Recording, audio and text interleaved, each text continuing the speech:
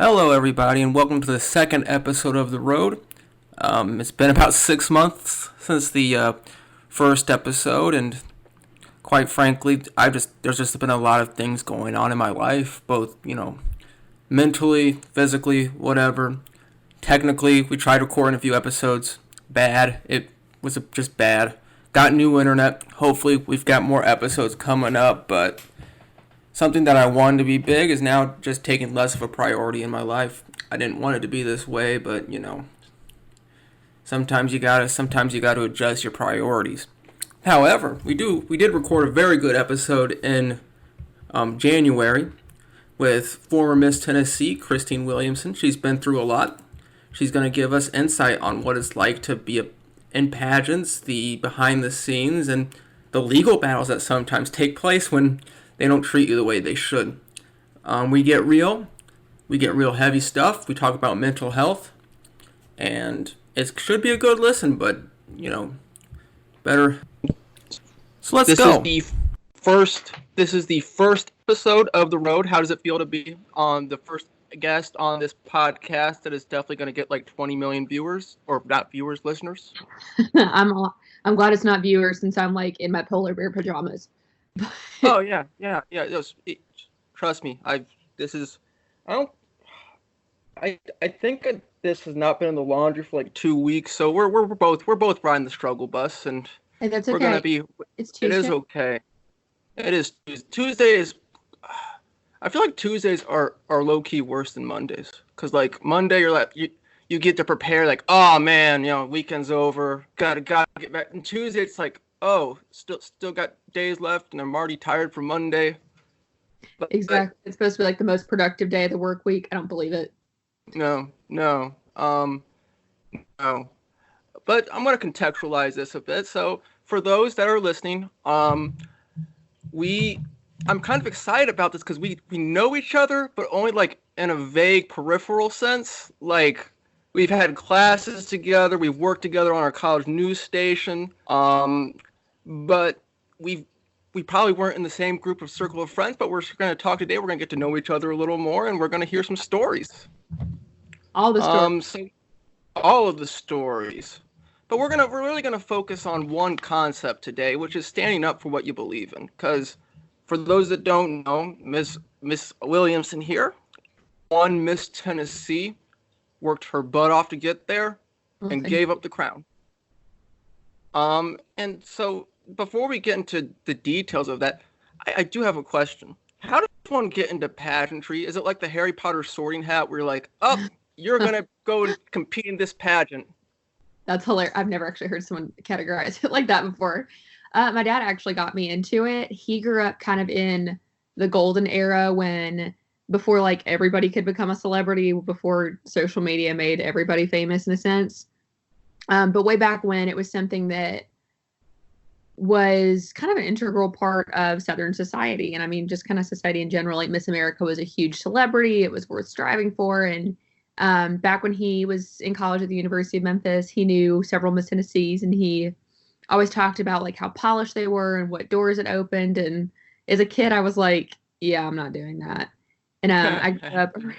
I mean, it's kind of weird to me because I think it totally has a stereotype. Like, we've all seen toddlers and tiaras, or heard about it. So it totally is a stereotype. And the more I got involved, I was not. I'm still not that athletic. Like, I like gyms that are air conditioned. Oh, don't do the whole, right? I mean, I don't do the whole like running thing unless someone's chasing me, or unless I'm really. I can't say the same there. I got the legs of a woman model. Like, I got like no torso, and my inseam is the same as my waist length, which for a dude that is like the weirdest thing. But also it just means I can just cheat in anything that involves distance. It's the one thing I'm good at. So, so my sister's like the athletic one, and it's never been me, but I'm incredibly competitive. So I'll just say I didn't really have an interest in it growing up. And then I went to an all honors high school, and there really weren't any sports for girls outside of basketball and track, both of which involve running. So I was like, probably not. And I remember it was my senior year, and my competitive energy into my grades, which is not the healthiest thing. Because I didn't know at the time that I was dyslexic, dyscalculic, ADHD, and I have an auditory processing disorder. So if you are ever with me and you like, and I can't focus because we're in a crowded place, like it's part of that. Like I can't. There's like a delay in how I hear things. So I agreed with him. We talked about it, and he said, "Would you do 3 pageants, like just 3, and then you can quit or keep going?" And so I did my first one, and it was Miss Memphis, and I got second runner up when I was 17 and a senior in high school. Like I just turned 17, and I was like, "This is kind of fun." And it was just something where I felt like I fit in. Like I love glitter and all things sparkly, so it was just something where I felt like it was the first time where I really fit in. I didn't fit in high school. I didn't really have my like niche. Same. So it's so once you find that thing where you feel like you fit, it's a really special experience. And feeling like you're finally good at something. I mean, we were very much like pitted against each other for grades in high school, which I don't think is healthy. I had a great education, but so all that said, and like I didn't fit in, I was never the cool kid. So I was like, oh my gosh, there's other people like me out there that enjoy this too. So that was almost 7 years ago. So I did 6 pageants. I runner up in every single one. I had no idea what I was doing. I had blue eyeshadow like up to my eyebrows. It was you can pull that off if you're like, just I think Warped Tour would be the place to pull that off, but it would be at like an EDM festival or something. Yeah, EDM, very mid 2010s. Yeah, maybe not a pageant, and thankfully a coach got a hold of me, and I took some time off to really understand that it's so much more than just a pageant. Like after you win the title, a local title, you go to Miss Tennessee. So then in the system that I competed in, and then you keep going. If you win the state title, you go on to Miss America. So you kind of have to earn your keep or pay your dues, for lack of a better word. And it's hard. Like there's so much to it you don't know. And the job of a local title holder prepares you for the job of Miss Tennessee. It's just kind of what you do with it. And Miss Tennessee is a full blown job. So that time I took off training, I was like, oh my God, no one told me this is a job I have to work for. So it really gave me some perspective. And then I came back and won my first title of Miss Memphis. I went to Miss Tennessee 5 times. I think I was a non-finalist, then I got second runner-up, then third runner-up, then first runner-up, and then I finally won. So it was a lot of determination and perseverance. Speaking on perseverance, in what ways, both healthy and maybe even unhealthy, did that competitive spirit drive you on the route to failing over and over again, and finally feeling that? And once you get there, we're going to talk later about, of course, you finally get there and you're like, oh, well, we have some issues here. Yeah, there were a lot of changes, specifically my year, that had never happened before, and we'll talk about that in a second. But there is a lot of self-reflection involved. It's not easy. I'm sure, as you know, from being around sports and seeing people try and try again, and like watching the process, I think gives you a lot of perspective when you're not the one competing or not the one doing it. And so in some ways you kind of have to almost put yourself in that commentator position, because you have to, and you have to be careful with who you surround yourself with, whether it's your friends or your coaches or your directors. Like I was always very selective with where I competed and whose advice I took, because too many cooks in the kitchen ruin the broth, right? So you have to be careful because everybody has an opinion. It's just you have to take it all in and decide what's the best for you. So it is a lot of self-reflection, sometimes way more than anybody ever wants to do. It's a lot of growing. Definitely a lot of growing pains. But it's hard because especially the year I was first runner-up, like that, it is the most bittersweet place to be because you're so close and you're so far away. But at the same time, that's what led me to Chattanooga. I won a $10,000 scholarship. I just graduated from Ole Miss, and it was the biggest risk I took because I was driving to Chattanooga with a U-Haul behind me when I finally got my acceptance letter. So thank goodness that came through. But it is more I think you grow more as a person, and you will become much more self-aware than you ever would have outside. I hope that answers the question. Yeah, it does. But also, when it comes, does the self-reflection ever get to a point where it becomes anxiety rather than healthy self-reflection? It totally can. I think you have to be careful with how much you're sitting there picking yourself apart, or it can get very toxic. I mean, Hmm. it's always good to grow. It's always good, but that's where I'm a big believer in having a small inner circle, because you don't want someone that's around you that doesn't have your best interest in mind and that is picking at you to tear you down. When people tell you the hard, honest truth because they love you, that's a totally different story. And those Hmm. people are very important to have. But yeah, it can totally become a toxic thing if you sit there and pick at it and pick at it and pick at it. And I mean, it's totally a daily, how do I put this? It's a daily habit you have to form, because what you do every day it matters more than what you do once a month, if that makes sense. Like, the habits Yeah. you form every day matter more than the big decisions you make, because those are going to feed into the big decisions. Those daily habits make you who you are. Um, but yeah, I mean, at the same time, you have to look at it from a positive angle and not a self-loathing angle, or that's where it gets really toxic. I think it's very easy to spiral into I can't do it, I can't do it. I mean, even now getting back into like a normal gym routine, like, it's funny, I had to remember, like, it's totally a mental game. You're sitting there and Oh like yeah. everything's hurting. I'm like, I'm gonna puke, and you just sit there and think like, you can do this, you can do this, you can do this. It's all very much a mental game, I feel like. That's actually very good to hear. And I'm not going to make this about me, but I'm just going to share a little bit of my story, just because it's Yeah. I this is my first year away from college basketball completely. I worked 4 years as a student manager for Ole Miss. I was originally wanted to go into journalism, but I decided, hey, I like the coaching part and I'm good at the scouting and all that stuff. But it's very much a connections-based industry. So I go out on a limb. Um, my senior year, I was, in line potentially to be a graduate assistant with the Rebs. A former player retires, so there goes my spot. It's mid-March, my senior year. It's like, crud, got to figure out something. Luckily, I applied to University of Cincinnati, and they offered me an academic scholarship, and I got to be an adjunct professor for 2 years. But even then, I knew I didn't want to go into academia. I wanted to go into hoops. So I volunteered with their basketball team for 2 years. They wouldn't even let me watch practices. They were like, all right, you're just going to do a bunch of recruiting stuff for us, Photoshop, all that jazz, but you can't watch practices. It's like, oh, crud. And then, I'm about to graduate. The coaching staff leaves, and I had offers $3,000 a year in South Dakota, part time, air quotes, part time. Yeah. Let's see.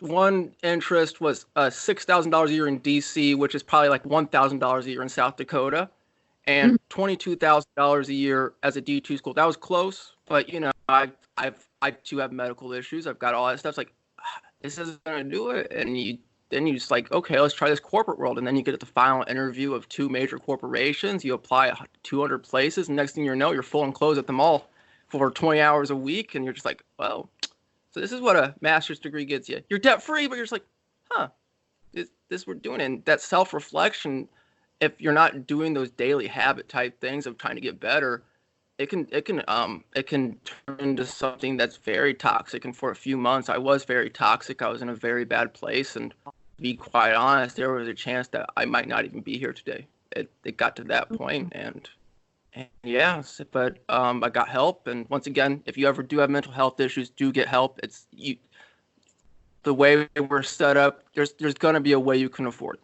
Just you got to find it, because you can't get to that dark place, and you can't.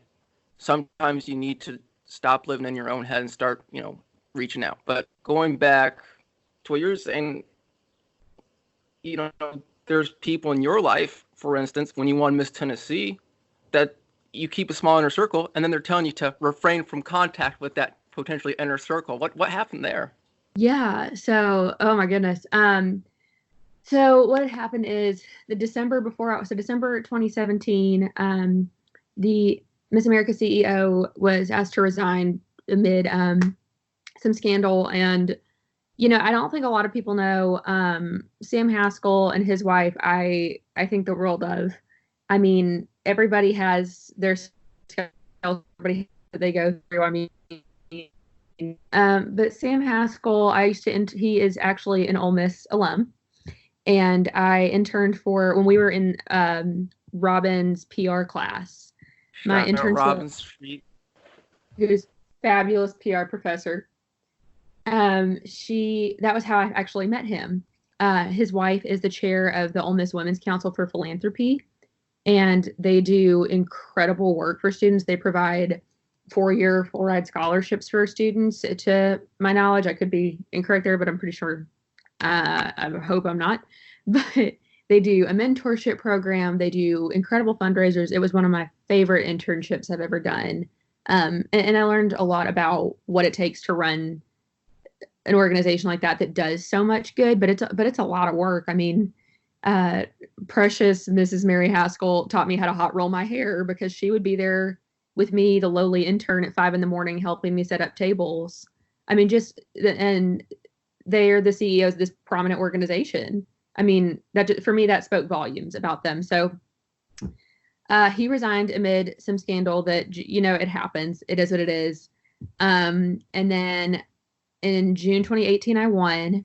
And about 3-4 weeks before I competed for Miss Tennessee, Gretchen Carlson was named the new CEO or chairman of the board. And she announced that they would be getting rid of swimsuit, also known as a lifestyle and fitness competition. And Right. the girl, that happened when some states were at competition. She made the announcement during the middle of the week. So some girls were already at their state competitions in various states. Some girls like me were preparing. And we were never notified about that until we saw it on Good Morning America. So that was interesting. And I don't think that's necessarily the best way to communicate with your supporters, constituents, and volunteers in a nonprofit organization. So that was interesting. And for me, it was confusing because all of the girls that I went to Miss America with, all of us competed in a swimsuit for our state title, and then the national competition we went to is completely different. So that was the first big change. So it's kind of like, saying like, you try really good to get great at like a 3-point shot, and then you get to the big time level. It's like, oh yeah, there's no more 3-point shots, and you're good at, relevant. See ya, bye. Yeah, it's kind of like, it feels like the rug's been pulled out from under you. You're like, okay. So I mean, we roll with it. It is what it is. And for me, the whole conversation surrounding it was about women being objectified in swimsuits. But for me, I chose to compete. Mm-hmm. The lifestyle and fitness competition was the first time I really took my fitness and nutrition seriously. I've learned more about my health because of the program. I feel my best when I'm in a routine training for that. Like, I choose to be in it, and personally, I feel empowered in it. So when I was told what my choice was, when I was never given one, felt kind of, I don't want to say hypocritical, but a little bit. So there was that. And none of the states or the leaders or the volunteers were really given a choice. They were just told. So that was a concern, first of all. And then we get to Miss America. We do our thing. There were lots of concerns with how the leadership was handling the inner workings, the distribution of information, changes of the bylaws. And I'm not privy necessarily to all of that information, but there were lots of concerns with how the leadership was conducting themselves, especially within a volunteer nonprofit organization. And I thought that was interesting. I took a business leadership class a couple semesters ago. And I read a book by Peter Drucker, who was formerly a military leader. And he talks about how in any organization you should treat your employees or your whatever like volunteers. And these volunteers were being treated really like they didn't matter. And so that was a huge concern, because for me, that speaks volumes about a leadership's perspective. And so all that happens. We go to Miss America. I still really don't know how it was scored. That was never made, that was never explained to us, how the scoring worked. When we went to orientation, we were told that there would not be a quote unquote red carpet on stage, because for evening gown, they said it was like a red carpet competition, which doesn't make, and then we'd be making an 8-second statement at the end of the red carpet. And I don't know about you, but I've never met anybody profound because it's 8 seconds. So there is that. Can you say that sentence one more time? The audio cut out a bit. Sure. So we had the red carpet competition. At the end of the red carpet, after we've done our evening gown walk, which is different from how it's ever taken place before, we would make an 8-second statement. And we had an 8-second time limit. And I don't know about you, but I've never heard anything that profound said in 8 seconds because it's, 8 seconds. So you never spent that much time on Tumblr back in the day, huh? No, I'm just messing with you. Lots of very dark thoughts on Tumblr way back in the day, made in 8 seconds. So that happens, and then so it was all very confusing. I had some issues because I was very, very sick, and they wouldn't take me to a doctor until I was at the point where I'm like, you don't get it. I don't have a voice anymore. Like, I'm going home. If I can't sing and I can't interview, I'm going home. There's no point. And so they finally took me to the doctor, who I was so sick at that point. I was on an antibiotic, a steroid shot, and a steroid pill pack, which ended up giving me heart palpitations during the competition. So it was putting my health at risk. And it could have been handled a better way. And you weren't allowed to leave at all. Like, security had to be with you at all times because of the nature of Atlantic City. And so all that happens, we go home, and in mid-September, I get a phone call from my state directors that Miss America has revoked their state franchise. Miss America never formally notified me in any way, shape, or form. So my directors that have been in place for 50 plus years are gone. And they're, of course, still wanting to support me however they can without putting me in the middle. And then in December, so I kind of go about my thing, whatever. I'm still don't hear anything from Miss America for over 3 months. So in December, I heard via Facebook that new directors were appointed or selected or whatever. And I don't know these people. What director of communication for this thing? It's like, yeah, let's tell everybody except the people that this directly affects. Yeah, like the people that I'm answering to. And I mean, it's not like that I think I'm the most important person and I should hear first. Like, that's not it at all. I just, like, who's in charge of me? Or who's my boss? I'm like, there's a lot of contractual things that have to be turned over, and it directly affects me, right? So I don't even know the new people that were named directors, and so then no one ever notified me. I heard via email from them, but still Miss America has not notified me. I don't personally know these people. So I'm like, I'm just going to wait this out because this feels weird. And then on January 7th of 2018, Miss America sent me a letter claiming that I had violated my contract, which was untrue, saying that I was encouraging people to compete, to participate in a competing organization, which was not true. And that if they didn't hear from this, I got the letter on a Wednesday, or the email on a Wednesday, and if they didn't hear from me by Friday, they were going to take that as my resignation. So, first of all, I didn't violate the contract. It was a lot of hearsay. Sorry, go ahead. So basically, they're like, it was effectively just saying, get out of here with legalese, without, straight up telling you, get out of here, we don't want you. I mean, it was saying, like, we want you to do what we say without any explanation, or there will be consequences. Mm-hmm. So, and I remember it was the day I looked forward to this for so long. I was singing the national anthem at the Grizzlies game that night.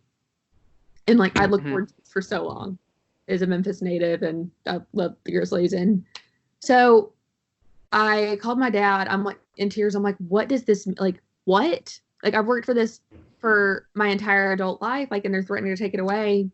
So I hired an attorney, and it ended up being a 4 or 5 month legal battle.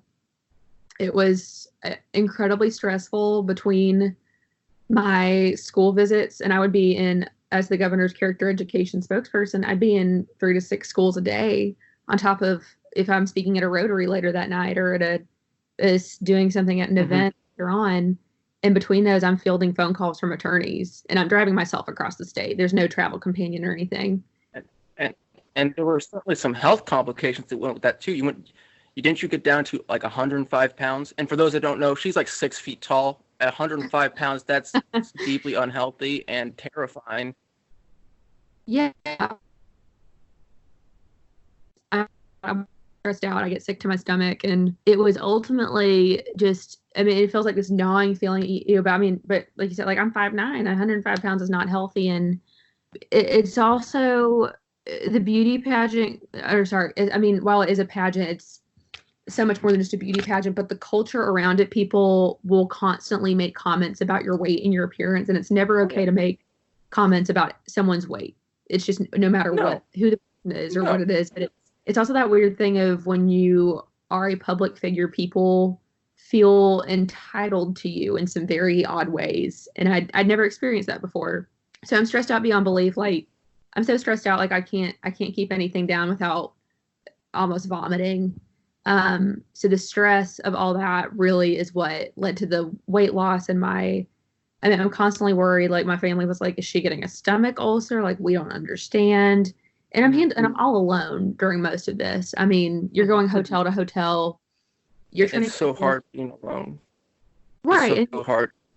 It is. I mean, it's one of those things. And, especially like, I mean, I was struggling with this incredibly intense situation. I was so grateful for the opportunity I'd been given. And at the same time, I'm trying to take advantage of that and do my job, but someone's trying to take it away. And I'm kind of handling this all alone. I'm really glad that my family was so supportive, and so are my directors that I was originally crowned under. But I mean, it was at the point where there were people with the new program that were allegedly threatening my safety and well-being. I mean, I was scared out of my mind. I was like, what is happening here? Like it all really could have been avoided if the leadership of the Miss America program had communicated with me and had really given some thought to how they treat the program. I'm still owed $2,000 in scholarship from them. I've applied for it and I have not heard back. It's probably been a year. And, you know, maybe I'll see it, maybe I won't. I'm really grateful that my original directors with the now Miss Tennessee Volunteer Program awarded me, because of their efforts, almost $50,000 in scholarship. And that's the reason I was able to even pursue my master's. But that is the very condensed version. So in May, kind of like you mentioned earlier, I'll make sure that I use the right term. Otherwise, I know my attorney would murder me. He helped me word all of this and handle it beautifully. And I would not have made it through all of this without him. When the time came, I was also never, because of the nature of everything, was never really contacted, invited, or otherwise by the new Miss Tennessee competition directors with the Miss America program, blah, blah, blah. So I was like, well, I want to be able to crown, and I want to be able to finish it with the people that gave me this opportunity, that set all this up for me, and that have been my friends and like family to me for so long. So I ended up not continuing to use the name and marks of Miss Tennessee America while retaining the title of and the job and all that of Miss Tennessee 2018. So I never really gave it up. I just ceased to use it, and then I accepted the position of the first ever Miss Tennessee volunteer. So it was kind of cool to be the first person in history that held 2 state titles at the same time. But it was hard. That's a pretty neat flex. Yeah. I mean, I totally would have worn them like pigtails or something. Just both. Yeah. You gotta have the sashes, but like that's like make an X, and you could right. Totally make like a WWE villain out of this. Just go in there and be like, she is the champion, the heavyweight. I mean, I guess no, considering the health complications, the very lightweight champion of the world. Here I am making comments about weight that I probably shouldn't. But you kind of have to laugh at some points. I mean, yeah. I would say a lot of it, like I would make jokes about it during, and you kind of have to laugh so you don't cry. But I am really grateful to the Miss Tennessee Volunteer Program, because their leadership is the reason that I'm here today. They helped me find help, and were the ones that said, hey, we're not saying this because it's anything, like it's because we love you. We want you to take your health seriously. And they helped me climb my way out of that. And I'm very, very grateful to them. And they still have a pageant out of Jackson, and they're providing $125,000 that are available to women in scholarship, which is monumental. That is so fantastic. That's the very, very condensed version of everything that happened. Was there ever a time where, in in all this process where you just told yourself, this isn't worth it, and why am I putting myself through this? Wait, say that one more time. Sorry, the first part Was cut there out. ever a time? Was there ever a time through this process where you were just like, why am I putting myself through this? This isn't worth it? Sure. I mean, that thought came up a lot, but at the same time, there was always that part of me that said, I mean, there were lots of nights where I would just be sitting in my hotel room bawling my eyes out of like, why are they treating me like this? Like, I don't understand. But at the same time, I felt like I was chosen for this time and place. And I mean, the, while I'm not very open about my religious beliefs and all that, this verse has always followed me of Esther 4:14. Perhaps you were created for such a time as this. And I really do believe that I was chosen for this time and purpose, and that I'm so glad that it was me, and because I knew that I had an incredible support system from my family and my friends and the leadership that I was originally crowned under. Because my fear was, what if it happened to someone that didn't have that kind of support? Like, what if it happened to someone that wasn't as fortunate as I was to have that kind of positive energy and help around me? Because I worry what that would have done long term to someone. And so I think that was what kept me going, is that like, you've worked too hard to let this go. Like, you've worked too hard to stop now. And you've worked too hard to let them do this to someone else. And speaking of someone else, is there any advice you could give to somebody that is going through tough times and times where you feel like the world might be against you, whether it be legally or just in their social lives or in their family life, and how Yeah. to approach each day? I mean, kind of in what you said, like, I think you have to take it one day at a time. I mean, it's kind of, I'm sure you've heard, like, how do you eat an elephant? One bite at a time. But it is one of those things where you just have to take it one day at a time, because whether it's a family situation, a legal situation, a job, whatever it may be, and it's a one day at a time thing. And I think even if you have just one good friend that you really trust to reach out, you have to reach out. I mean, I certainly battled some really dark times during that, and anybody that struggled with mental illness or depression or an incredibly stressful time in their lives, whether it be years at a time, months, or weeks, it can feel very lonely. But I think it's important that, one, you stay determined to take it one day at a time, and to know that you don't, I think, two, to know that you don't have to do it alone. While situations that are difficult, like I said, school, or I mean, heck, I mean, you know how grad school goes. Some days it's I got down to, I'm 6'1", and I got down my first semester. I didn't pay attention to my health. I got down to 140, and but Right. I was also having heart issues. So they're like, yeah, that's not good. Probably should eat more, or remember to eat, or all that jazz. When you're balancing an unpaid internship with another internship, with basketball, with teaching 2 classes, with a full graduate slate that was for a program that doesn't have a PhD program, so they treat you like PhD students, and yada yada yada yada yada. But that just a little bit. Right. I mean, so you know how, I mean, it feels like the whole world is like stacking all this stuff on top of you. Yeah, and I also think it's like, sorry, go ahead.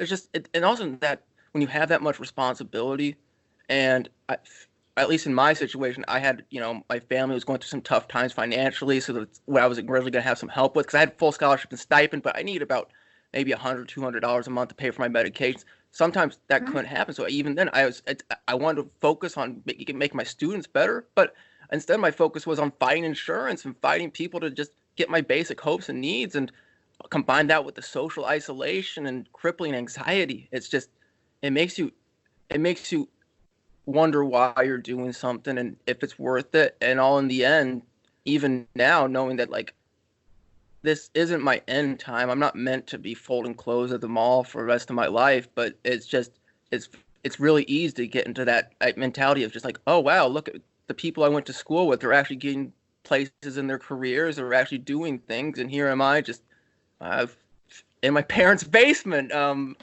Just this. It's like, and I don't even know if I want to do. Well, I do want to do basketball, but I also like public relations. But how do I effectively communicate that in a way that the corporations aren't scared off by my love of basketball, because I've had that comment before, but also, but if a basketball opportunity were to come beforehand, how would I know? Do I want to get back into that 7 day a week, 60, 70, 80 hour a week grind for, something that like a high school graduate makes, and with the hope that one day you have your own program and able to influence young kids who have gifts and help them achieve their hopes and dreams. But how can you do that if you can't even take care of yourself? And I'm learning how to take care of myself.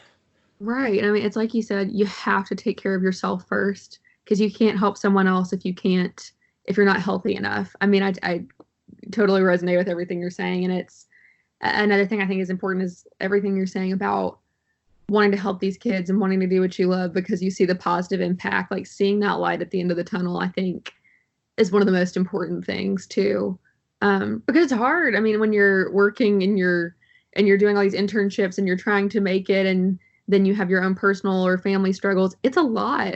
I mean, and some days it feels like way too much. And I mean, I know we've talked a lot about mental health this morning, but I think it is so important to take care of yourself and to take a step back and to know that, one, it is going to be okay, but to also make sure that you take care of yourself because you can't take care of someone else. And that was a big thing that my dad brought up over and over, because my family and I are really close. And my dad kept saying, like, Christine, how are you going to talk to these kids about self-respect and achieving their dreams if we're not sure if you're going to make it through the end of the year? Because that was the point we were at. And I was, like I said, very, very fortunate to have a family that supported me and surrounded me and helped me. I mean, I remember, like, and you understand, like, when you're so busy, sometimes it's hard to remember to eat, or it's hard to remember, like, I've got to do this and I've got to do that. My dad was so sweet. One time when I was home, he packed up this giant thing in the back of my car with snacks, like just little things like that, where he had, like, when people show you that they care. Or and a lot for me, I'm incredibly independent. I don't like telling people I want help. I don't like telling people I need anything. I mean, it's so, and it's hard to reach out for help, but I think it's the best thing you can do for yourself some days. And I think that we're going to end that here. I really do appreciate you taking the time. This is we've rescheduled this about 12 times, and it's been flexible. And well, the nice thing about this is that the entire point of this podcast is because I'm trying to take care of so many things in my life. I'm trying to make these timeless stories so that I can release. This probably isn't going to be released until early February, but that's fine because it's still a story that you can tell.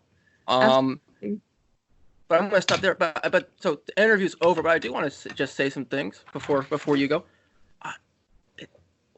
What the heck has happened? Like 3 years? What? Just and it was like. And it's one of those things where it's just like, it's amazing the people you run into, because it's like, back in PR, I thought you hated my guts, but I think we're both very competitive people, and so we just there's like a natural. I have terrible RBF too, so I apologize if you thought that. No, but it might be my own insecurities as well, but also just like, it's just I think, but we both want to be the best in what you do, and that creates a nice tension. It's a good tension because it's like. Iron sharpens iron, but if I always saw it, but even though. So yeah, we rambled on for about 10-15 minutes after that, but then the podcast was over. We were just talking about stuff that really isn't relevant to the podcast, but more about our own lives. I hope you enjoyed. I want to thank Christine for being so open. It's very difficult to talk about these things a lot of times, and for someone to be able to just come in and be able to talk like that and be able to reveal all that stuff, it really is cool to see the human experience play out that way. I don't know when the next podcast is. I just got new internet. I tried recording a few interviews after that one, but the internet was so bad it was basically Morse code. So should be better now. But I'm still trying to find work in my own field. Still trying to do a lot of things that make sitting down and recording a podcast a little bit difficult. So it's just going to be sporadic. Maybe someday, hopefully, we can be more, what was I going to say?